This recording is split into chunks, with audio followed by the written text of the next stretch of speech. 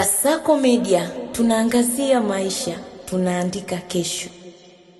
Shirikisho la mpira wa miguu pale nchini Argentina AFA limeingia katika tuhuma nzito ya utakatishaji fedha. Hivi basi, shirika la masuala mazima ya upelelezi pale nchini Marekani FBI wameanza rasmi mchakato wa kuchunguza mamilioni ya fedha ambayo yalifanywa kunako mashirika mbalimbali ya kifedha nchini Marekani. Hivi sasa timu ya taifa ya Argentina ipo katika shutuma nzito ya upangaji wa matokeo. Baadhi ya mataifa yanalalamika juu ya namna ambavyo mwenendo wa timu ya taifa hiyo, namna ambavyo imekuwa ikishiriki michuano ya World Cup ambayo sasa inaendelea pale nchini Marekani. Hivyo basi FBI wameanza mchakato wa kukusanya taarifa mbalimbali kutoka wadau mbalimbali juu ya fedha nyingi ambazo zimefanywa na mashirika ya kifedha pale nchini Marekani. Watu wanajiuliza maswali mengi. Je, ni fedha ambazo zilikwenda kwa niaba ya mchakato wa upangaji matokeo ambayo hivi sasa umekuwa ni gumzo kubwa katika World Cup ambayo inaendelea hivi sasa, ama zimekuwa na matumizi mengine? Hivyo basi FBI wameingia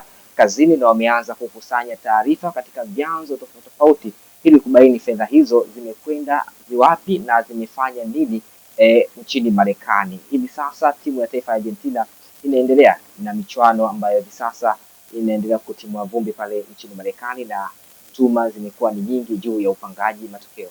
Limeisha la upangaji matokeo, hivi sasa FBI wameanza mchakato wa kuchunguza shirikisho la mpira wa miguu pale nchini Argentina ili kubaini fedha hizo zimekwenda wapi.